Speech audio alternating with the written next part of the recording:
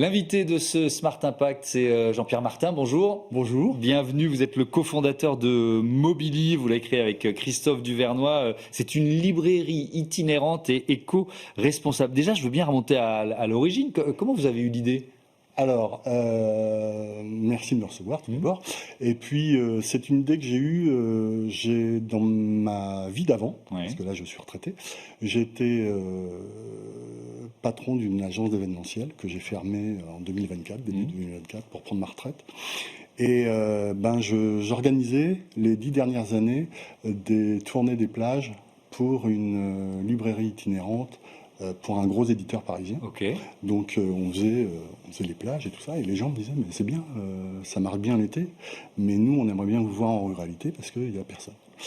Il a fallu qu'il y ait un appel d'offres, un appel à projet du ministère de la Culture en 2021, en plein moment de Covid. C'était les alternatives vertes dans le domaine de la culture. Donc vous avez 4 heures, on y a répondu, on s'est bien marré. Et ça a donné Mobilivre. Et ça a donné Mobilivre. Alors c'est quoi le principe ? Alors le principe... C'est un book-book, c'est ça ? C'est un book-book. Alors là, un book-book, c'est quoi ? C'est un tuk-tuk électrique que l'on est allé chercher en Turquie. Okay. Grâce à un autre de mes associés qui est turc et qui nous a trouvé cet engin. Il y en a plein dans les rues d'Istanbul. C'est pour la logistique du dernier kilomètre en Turquie. Donc voilà. Et nous, on est les premiers à l'importer en France. Et vous l'avez gavé de livres. Et on l'a transformé en librairie mobile. Okay. On a mis des rayonnages, tout ça. Et puis, il y a un libraire qui conduit, une libraire qui conduit, en l'occurrence une libraire, là, sur Uzès, au lancement, la librairie, et qui fait tous les villages, les petits bourgs. D'accord. Concernant la communauté de communes du pays d'Uzès. Alors, parce que vous venez de le lancer effectivement dans le pays d'Uzès, ça suppose quoi déjà, si on comprend bien déjà un partenariat avec quoi ? Un libraire ou des libraires localement ? On est en partenariat avec une librairie locale, en l'occurrence, et ça sera tout le temps comme ça. On n'est pas là pour venir, c'est pour agrandir un peu l'achalandage des librairies locales, mais qui sont bloquées de fait à leur petite ville. Là, en l'occurrence, Uzès, il y a 20 000 habitants, je crois. Donc c'est cette librairie qui fournit les livres. Absolument. On les commande ? Comment Alors, on les commande. Moi, je vis dans un petit village du pays d'Uzès. Comment je fais ? Eh ben voilà. Vous allez sur l'application. On a monté une application qui regroupe les éditeurs, éditeurs indépendants et gros éditeurs, qui regroupe les lecteurs et qui regroupe les libraires. Donc vous choisissez votre librairie, en l'occurrence Uzès, et puis on vous dit à quelle heure et à quel jour passe le book-book dans tous les petits villages, et puis les animations qu'on peut y faire. Il faut savoir que là, pour la première édition, on est parrainé par Mathias Malzieu, du groupe Dionysos, donc qui viendra le 3 et 4 juillet à Uzès, pour nous faire un peu... Et puis on va le balader un peu en book-book dans les petits villages. Vous aurez peut-être la surprise, si vous habitez dans la région, de tomber en plus sur le de Dionysos. De Dionysos. Et donc l'idée, alors on a bien compris, on va reparler du système, de ce que ça représente pour les libraires, peut-être aussi pour les petits éditeurs indépendants, parce que c'est important. Mais l'idée, c'est quand même de créer du lien social, évidemment. Alors, qu'est-ce qui se passe quand le book-book arrive dans un village ? Le mantra de Mobilivre, c'est remettre le libraire au milieu du village, d'accord ? Recréer du lien social. Notre mantra, c'est de dire un commerce qui se ferme en ruralité, c'est une ville qui se meurt, enfin un village qui se meurt et un bourg qui s'éteint. Donc on ramène la lecture, et par le biais de la lecture et de la culture, on ramène de la vie sociale.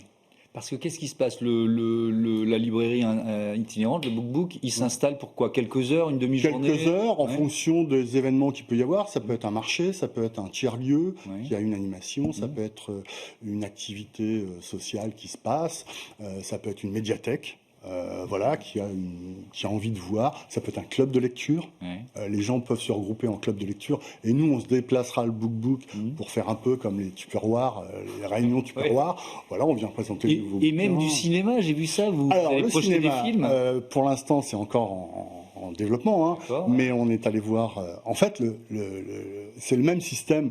Les petites librairies indépendantes souffrent les cinémas indépendants souffrent aussi, en ruralité. Donc on est allé voir la salle de cinéma du ZES, et puis on lui a demandé de faire la même chose, donc de projeter des films. Là, en l'occurrence, on va projeter le film de Mathias Malzieu le 4 juillet, en ruralité, dans un petit village qui s'appelle Bourdic, dans les chais d'un établissement qui vend du vin, avec lequel on est en partenariat. On va projeter le film, et puis les gens réunissent, et en même temps, ils auront le loisir de goûter du vin. Ça fait beaucoup de plaisir. Ça fait une animation. C'est très bien. Donc, on a bien compris, ça peut servir aux libraires locaux, aux cinémas indépendants locaux, et aussi aux éditeurs indépendants. Ça, c'est une dimension que je trouve intéressante. Alors, les éditeurs indépendants, il faut savoir qu'il y a plus de 6000 éditeurs en France. Enfin, c'est les chiffres que j'ai en tête, mais on n'est pas loin. Là-dessus, peu de lecteurs connaissent tous les éditeurs indépendants. Or, il y a de la lecture qui se fait, et ils n'ont pas beaucoup de voix au chapitre parce qu'ils ne sont pas aussi développés dans la diffusion, dans la distribution. Donc l'idée, c'est d'amener un autre monde de lecture en ruralité pour faire découvrir des nouveaux auteurs, des nouveaux éditeurs, et puis leur dire il y a une autre lecture qui existe. Si vous aimez tel type de lecture en grands éditeurs connus, essayez celui-là, vous verrez. Et puis, c'est les lecteurs qui décident surtout. Et dans notre principe, les algorithmes font que vous soyez petit ou gros, la mise en valeur est exacte. Est identique. C'est quoi les premiers retours d'expérience? Parce que les premières tournées ont eu lieu. Là, c'est plutôt bien. On a déjà 25 éditeurs qui sont inscrits sur notre application. Donc, ça fait même pas 2 mois qu'elle est sortie. Donc, c'est énorme. On a plus de 350 livres qui sont présentés. On a à peu près 15-20 lecteurs qui ont commencé à s'inscrire du pays du ZES. Et puis, on a surtout une communauté qui nous suit en followers sur Instagram. On est à plus de 2500. Donc, voilà. On est dans une mouvance qui grandit bien. C'est tant mieux, parce que maintenant, il va falloir développer. Alors, justement, c'était la question que j'allais vous poser. Parce que, bon, là, ça existe au pays du ZES, mais ça pourrait exister. J'imagine, il y a plein de gens qui vivent dans des milieux ruraux qui disent, mais nous aussi, on le veut, le mobilier. Voilà. Comment le développer? Alors, comment on le développe? Là, on est sur une levée de fonds, clairement. On est en train de préparer une levée de fonds pour fin août. Et puis, on se développera aussi vite. Il faut savoir que Uzès étant la première librairie, la librairie de la Place aux Herbes, on a une autre librairie qui va s'inscrire sur Le Havre et une autre sur Lyon la semaine prochaine. Et ensuite, on a bon espoir d'en ouvrir une dans le coin de l'Aubrac, dans un petit village de l'Aubrac, avec une libraire. Donc, levée de fonds, ça veut dire quoi? C'est des investisseurs, c'est des banques? C'est des investisseurs. Alors, on cherche des investisseurs plutôt portés sur le social, la culture et le social, ce qui n'est pas forcément évident.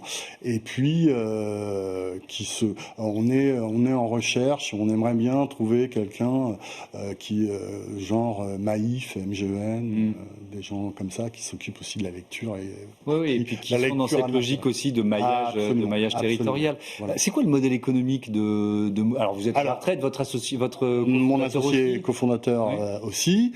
Notre modèle économique, c'est un abonnement après sur le web. On a il va y avoir une version premium, mais j'invite tout le monde à s'inscrire parce que pour l'instant la version premium est gratuite pendant un petit bout de temps encore. Et puis ensuite, abonnement et puis le BookBook est mis à disposition gracieusement aux libraires pour qu'ils viennent. Il y a une dimension dont on n'a pas encore parlé, c'est les élus locaux, les maires.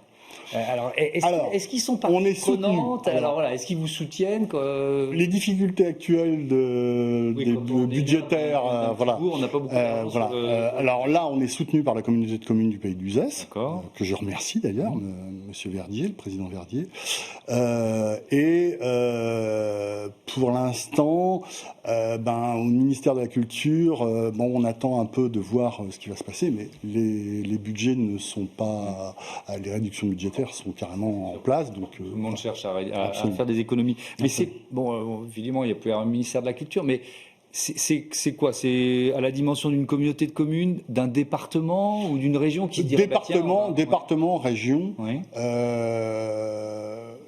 Pour se développer.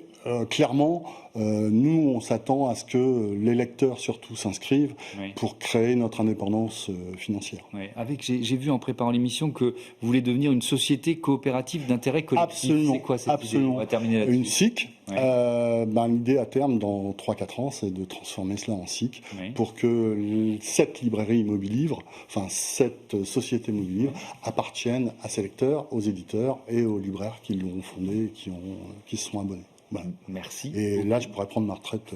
Vraiment. Ouais. Ma femme sera contente.